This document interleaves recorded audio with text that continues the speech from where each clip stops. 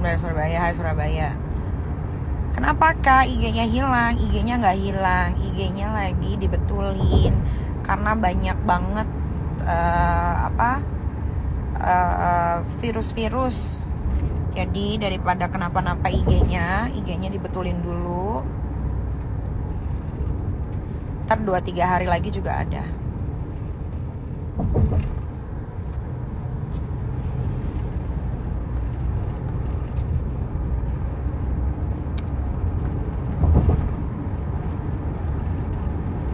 IG-nya kenapa? Pada heboh IG gue nggak ada ya, ya Allah.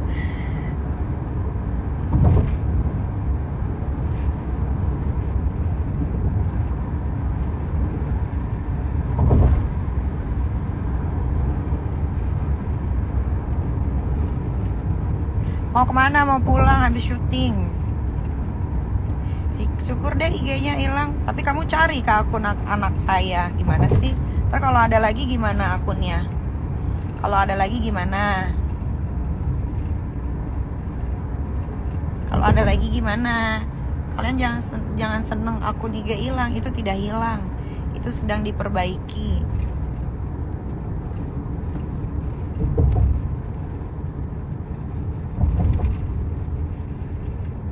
Kita mah tahu aja kak.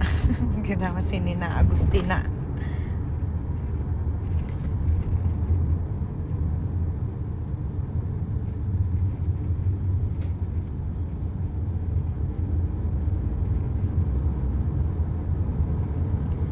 Perasaan IG-nya cepat balik. Iya, IG-nya sedang saya nonaktifkan. IG saya sedang saya nonaktifkan. Spill skincare-nya dong. Ini skincare gold serum sama kolagen. Makanya mukanya begini tuh, bagus kan? Emang bisa IG diperbaiki? Bisa dong. Bisa banget diperbaiki. Wawancara kan Niki? Nggak mau ah. Nanti dibilang, oh ngomentarin ini biar diwawancara. Nggak mau.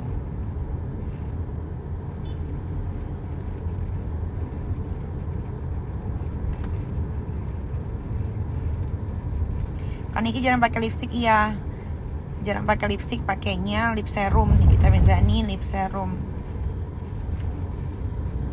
Dasar suka nimbrung masalah orang. Kau tahu? Kau tahu? Memang iya.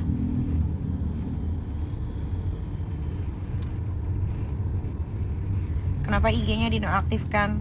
Biar IG-nya tidak dijailin sama kalian. Nanti usil.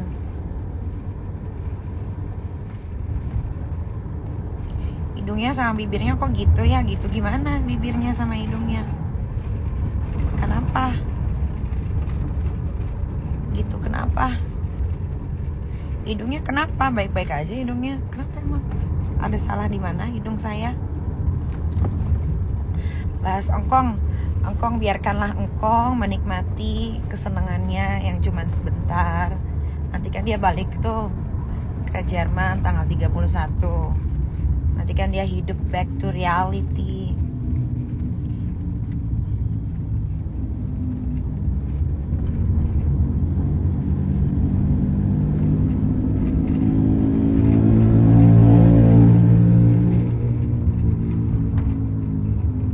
Tumben gak teriak-teriak? Memang harus selalu teriak.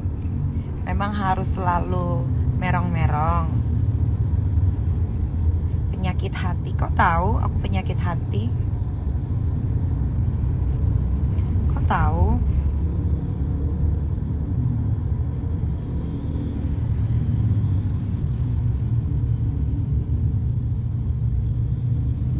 Kira-kira kapan Nindi masuk BUI? Coba kamu tanya Polres Jakarta Selatan.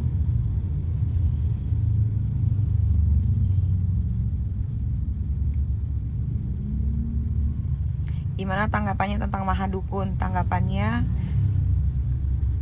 mau ditanggapin apa? Fake lah.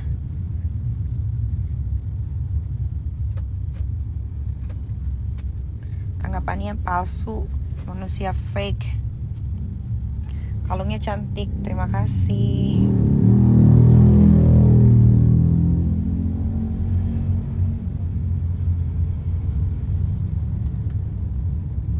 Sudah sarapan belum? Belum.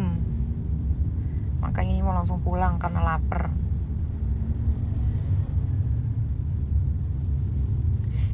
Oh, gila.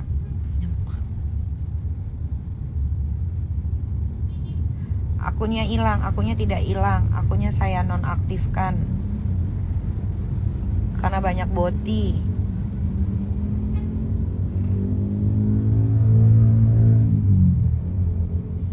Cantikan Nindi daripada ini orang masa. Emang kamu pernah ketemu aku secara langsung? Kok bisa bilang cantikan dia? Cantik itu relatif. Yang penting saya bukan penjahat HAM. Saya tidak merampas kemerdekaan orang lain. Saya tidak pernah menyekap orang lain. Kalau menurut keluarga saya cantik. Tapi kalau menurut keluarga kalian tidak, menurut mata kalian tidak, ya masalahnya di kalian, bukan di saya. Masalahnya di kalian, bukan di saya, bukan di orang-orang terdekat saya.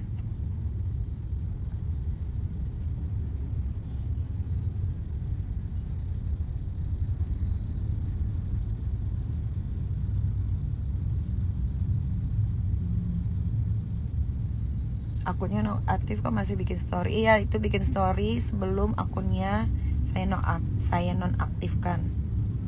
Kan ini punya keinginan damai? Enggak usah damai-damai. Gak usah damai-damai. Kelas gue jadi low lagi gara-gara ngurusin bencong.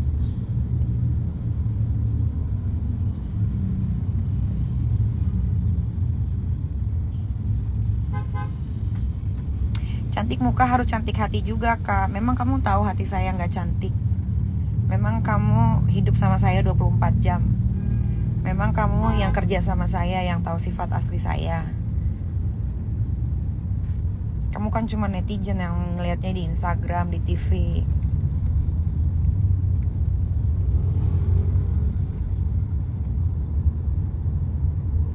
Temen lo juga banyakan boti memang, tapi teman-teman gue boti-boti yang bermartabat. Bukan kok boti-boti dari kalangan sampah. Udah tahu boti tuman, tapi malah jadi benalu. Kalau boti-boti temen gue, kenapa gue bangga punya teman-teman boti? Teman-teman boti gue punya pekerjaan yang jelas, tidak pernah deny dengan kehidupannya.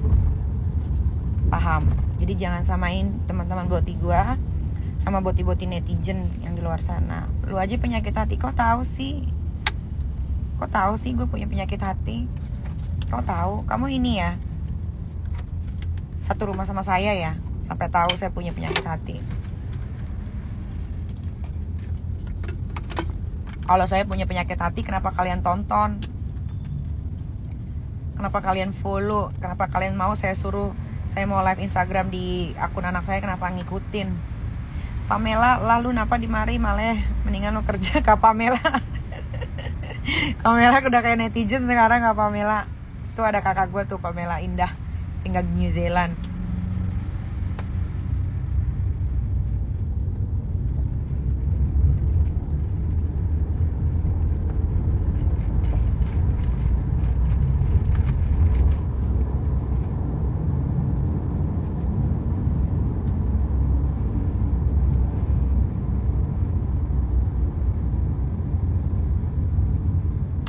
Niki, berarti kalau nyari teman harus yang banyak duit.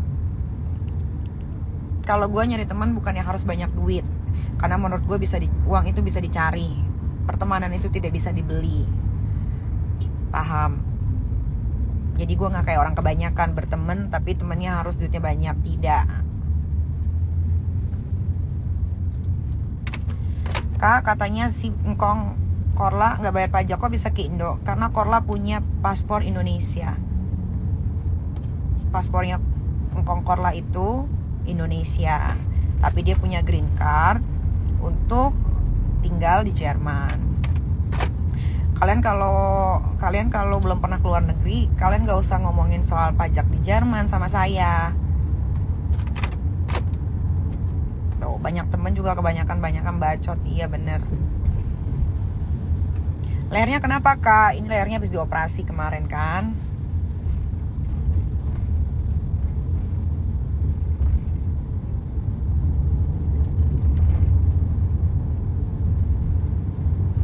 dibuang, dicari yang banyak biar bisa benerin hidung. Memang hidung saya kenapa? Memang hidung saya kenapa? Kalaupun hidung saya yang rusak, memang bikin kalian kenapa? Memang ada apa dengan hidung saya? Hobinya ngurusin orang. Matinya gimana ya? Matinya ya dikubur, Fada Biotik. Hidup itu harus ngurusin orang, paham? Karena kita diciptakan sama Tuhan untuk ngurusin orang. Apalagi ngurusin orang yang kita bisa urusin itu bisa dapat manfaatnya. Paham nggak? Jadi kalau nggak ngurusin hidup orang, berarti gue nggak ngurusin hidupnya supir gue dong. Berarti gue nggak usah ngurusin hidupnya dia dong. Berarti gue nggak usah bayar supir gue dong. Kan gue ngurusin hidup dia. Kalau gue nggak bayar, berarti gue nggak urusin dong hidup dia. Jadi hidup itu harus ngurusin hidup orang.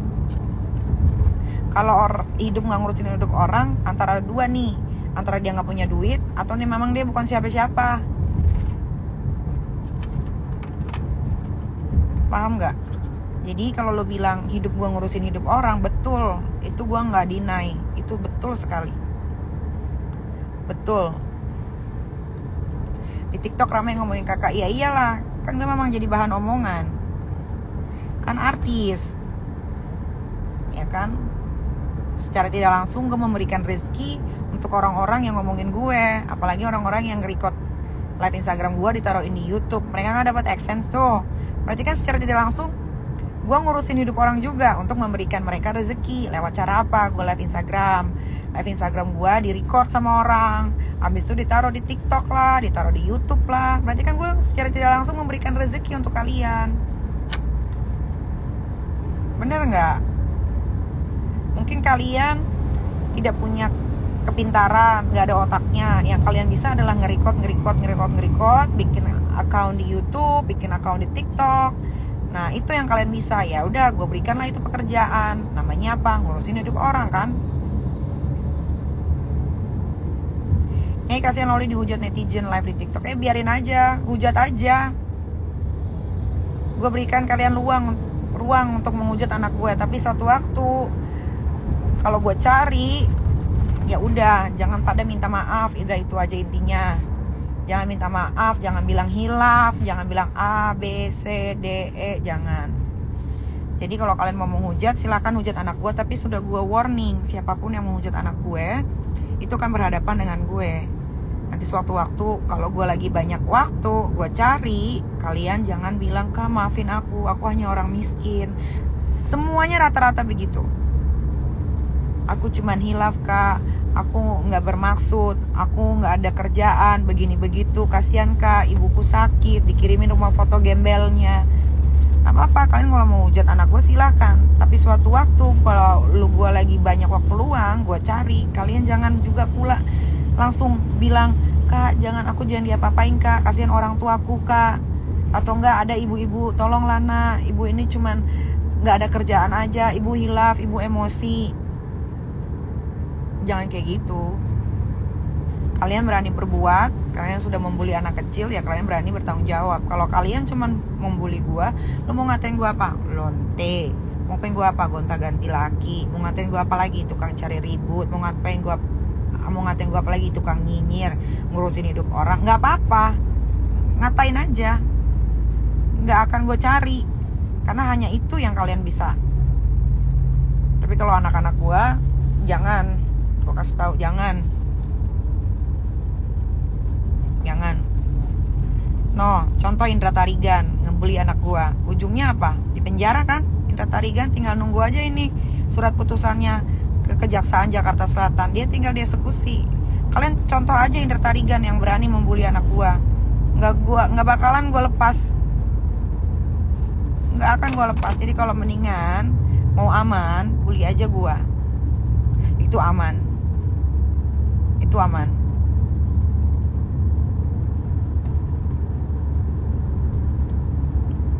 Itu aman.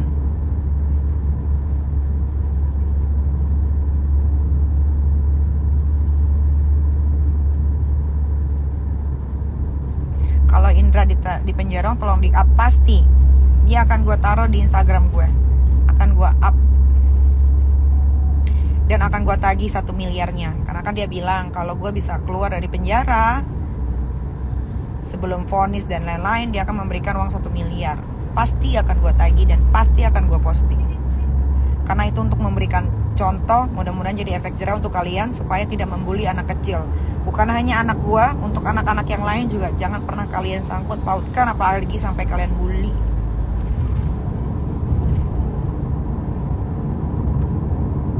Gitu.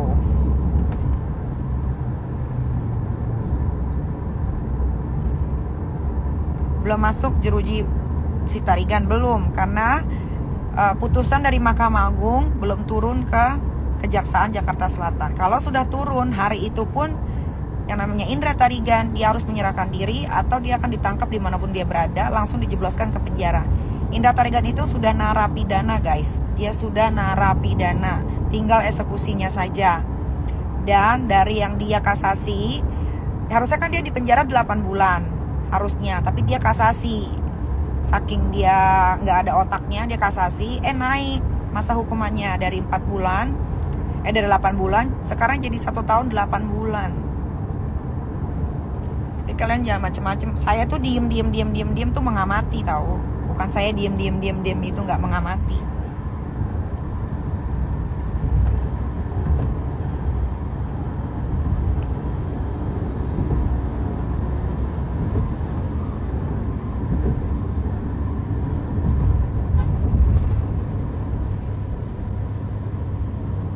Saya berjanji ketika Indra Tarigan masuk penjara itu di lapas Cipinang, saya akan memposting fotonya, cara dia ditangkap sampai dia dibawa, saya akan posting. Itu janji saya, dan saya akan minta uang 1 miliar. Bagaimanapun dia harus bayar. Bagaimanapun dia harus bayar, karena saya sudah pegang videonya.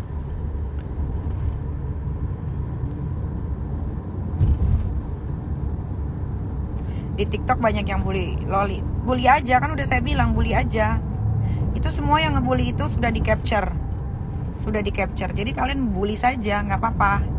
Nanti ini kan saya lagi ada waktu nih, karena hari ini kan saya nggak ada kerjaan lagi selain syuting hari ini. Nih nanti saya cek nih akun-akunnya siapa aja. Saya kan kenal. Saya bukan kenal ya, maksudnya saya tahu pegawai-pegawai yang kerja di TikTok. Ya nanti saya tinggal minta pertolongan dari mereka. Tolong cariin akun ini dipegang dengan siapa, alamatnya di mana, gitu. Jadi nggak apa-apa, kalian bully aja. Tapi tunggu saatnya nanti saya bales, gitu. Kalau saya sekarang sudah tidak punya hati, karena kalian bilang saya penyakit hati, berarti saya sudah tidak punya hati. Jadi saya juga tidak akan memaafkan orang yang sudah membuli saya. Mau lu jilat jempol gua, mau lu sujud, mau lu ngebakar diri lu, mau lu jedotin pala lu ke pintu, ke tembok, saya tidak akan memaafkan. Saya akan gerek kalian ke penjara. Itu janji saya.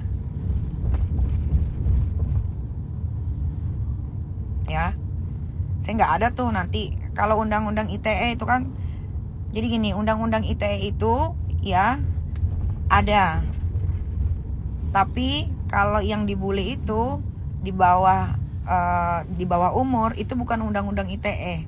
Kayak si Indra Tarigan itu jatuhnya bukan undang-undang ITE. Itu jatuhnya ke perlindungan anak. Pasalnya itu harus dipenjara. Ingat, ini pelajaran buat kalian ya. Ya. Kalau yang saya laporin nanti yang membuli anak saya itu pasalnya ada 2.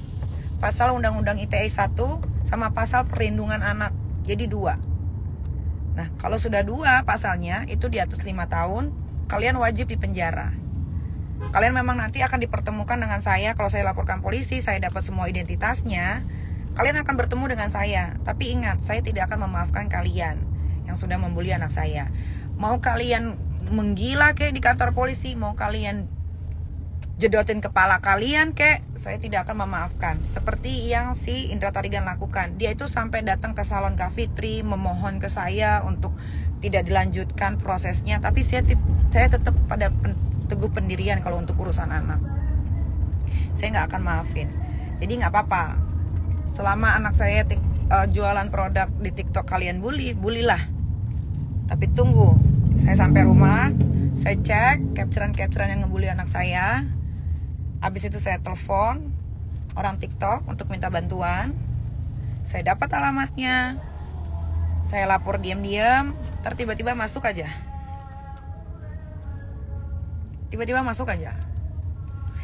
Kalian tuh nggak belajar dari kasusnya Hendra Tarigan ya. Kalian pikir kasusnya Hendra Tarigan yang ngebully anak gue itu cuman undang-undang ITE? Salah. Loli itu di bawah umur, dia belum 17 tahun, dia masih dilindungi. Jadi kalian tuh pasalnya dapat 2. Kalian jangan bodoh nih, saya kasih pelajaran. Tolong diingat. Kalau kalian gak diginiin, jangan nanti udah gak bully anak saya, kalian bully anak-anak yang lain. Jangan. Anak itu tidak pernah bisa memilih akan lahir dari rahim siapa. Gak ada urusannya. Jadi jangan, ya.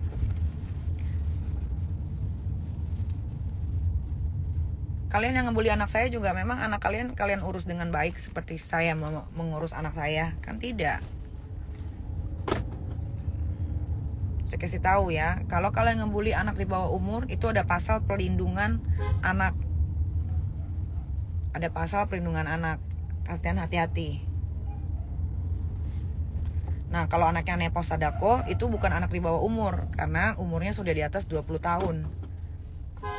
Anak di bawah umur itu di bawah 17 tahun. Kalau udah 17 tahun ke atas, itu bukan anak di bawah umur lagi. Nah, kalau kalian bully, kenanya cuman undang-undang ITE. Kalian harus belajar itu, ya. Semoga kalian pada pinter semua.